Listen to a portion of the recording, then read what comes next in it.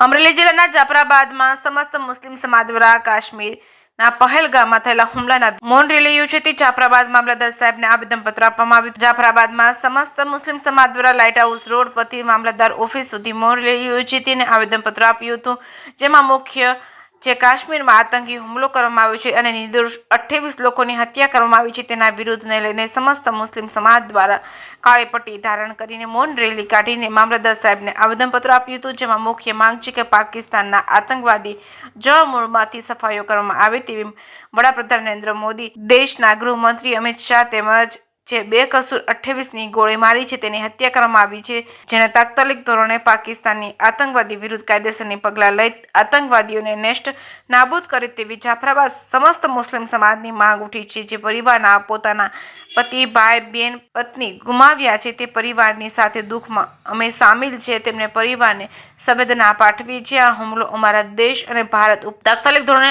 આતંકવાદીઓને જળમૂળમાંથી સફાયો થાય તેવી જાફરાબાદ સમસ્ત મુસ્લિમ સમાજ દ્વારા માંગણી કરવામાં આવી છે। જે કેસની ગુજરાતી સાથે કાળુ શાકનો જાફરાબાદ સમસ્ત મુસ્લિમ સમાજ દ્વારા મૌન રેલીનું આયોજન કરવામાં આવેલ છે અને મૌન રેલી કાઢી અને આવેદનપત્રક મામલતદારશ્રીને પાઠવેલ છે અને જમ્મુ કાશ્મીરના પહેલગામમાં થયેલ આતંકી હુમલાના વિરોધના અંદર મૌન રેલી કાઢી જાફરાબાદ મુસ્લિમ સમાજે માંગ કરેલ છે કે આતંકવાદીઓને આવી ઘટનાને વખોડી કાઢેલ છે અને સખતમાં સખત સજા થાય અને ફાંસીની સજા થાય એવી જાફરાબાદ મુસ્લિમ સમાજની માંગ છે।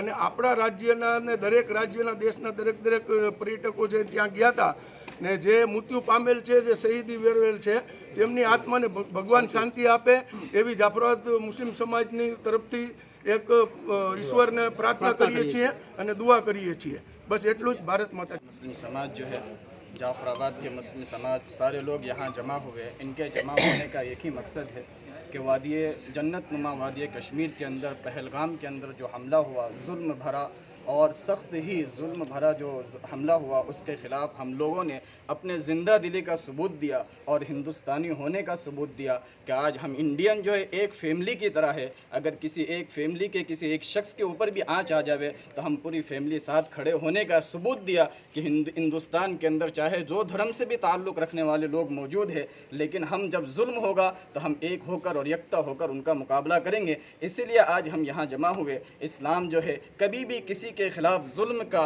या किसी के ख़िलाफ़ नाहक खून बहाने की इजाज़त नहीं देता। इस्लाम तो यहाँ तक कहता है कि जब तुम किसी से बात करो तो इस तरह के अल्फाज मत निकालो कि सामने वाले को तकलीफ़ हो। ये तो कत्ल की बात है। इस्लाम ने कत्ल के बारे में क्या कहा आप सुनेंगे तो हैरान हो जाएंगे। इस्लाम ने कहा कि अगर दुनिया भर के अंदर किसी एक इंसान का नाहक खून बहा दिया, गोया कि सारी इंसानियत को उस एक शख्स ने कत्ल कर दिया। यहाँ तक का शरीयत इस्लाम हमें हुक्म देता, तो हरगिज़ इस्लाम इस बात का हुक्म नहीं देगा कि किसी का नाहक खून बहाया जाए। लिहाजा कश्मीर के अंदर पहलगाम के अंदर जो हमला हुआ उसकी हम सख्त अल्फाज के अंदर विरोध करते हैं और हुकूमत से हम इस बात का मुतालबा करते हैं कि आतंकवादी के ख़िलाफ़ जल्द अज जल्द कार्रवाई शुरू की जाए और सख्त से सख्त सज़ा उसको दी जाए। बस इसी के लिए हम यहाँ जमा हुए।